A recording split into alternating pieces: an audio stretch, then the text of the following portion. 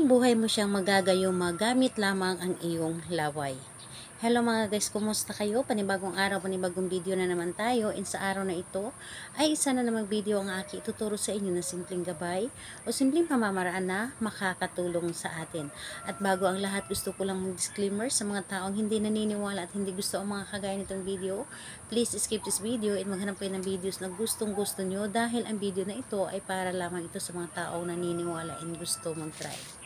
Sa lahat po ng mga nagko-comment dito sa aking video dito sa loob ng aking channel, mag-iingat sa lahat ng mga nagre-reply sa inyo na dinadala kayo sa kanilang WhatsApp, Imo app upang makaiwas po tayo sa scam.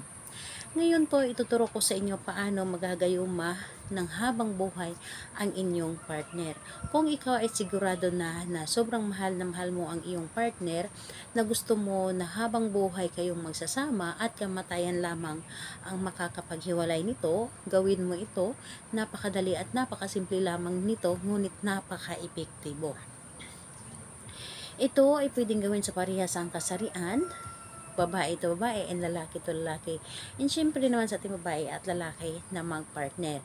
And dito po is kailangan natin ang ating gagamitin sa paggawa ng isang ritual. Kailangan mo lamang dito maghanda ng isang maliit na pirasong papel, maghanda din ng panulat at plastic. So, yun lamang ang dapat nating ihanda. So, ngayon, kapag ready na yung aking mga naibanggit, ang isunod po ninyong i-ready is ang inyong sarili. So, kailangan na alamin po ninyo sa inyong sarili or i-claim ninyo sa inyong sarili na gustong-gusto nyo po itong gawin.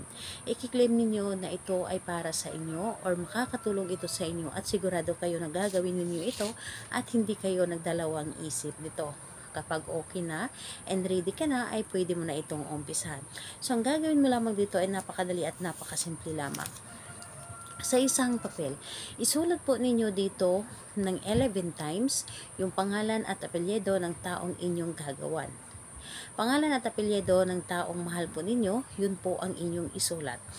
So, kapag naisulat nyo na ito, yung pangalan niya at apelyido ng 11 times, ang gagawin po ninyo, kumuha po kayo ng inyong laway. Yes po, wag na kayong mangdiri dahil laway nyo po ito.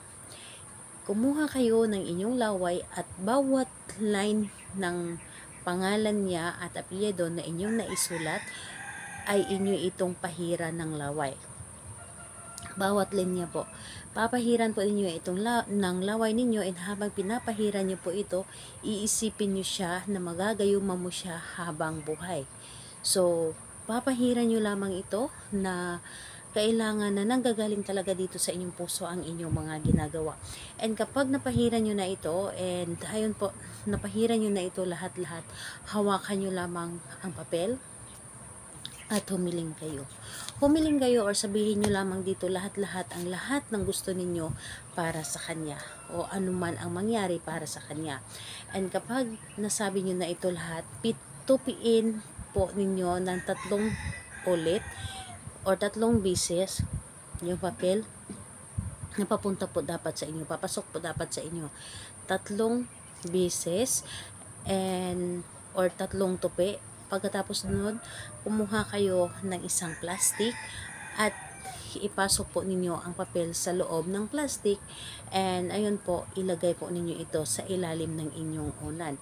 And kada gabi po ay kunin nyo po ang plastic na ito na kung saan may lagay or may laman ng ritual po ninyo. Kunin niyo ito at hawakan at kausapin niyo ito bago kayo matulog. So, ayun po. Gawin lamang natin ito sa araw ng Tuesday and Friday o di kaya may sinag ang buwan.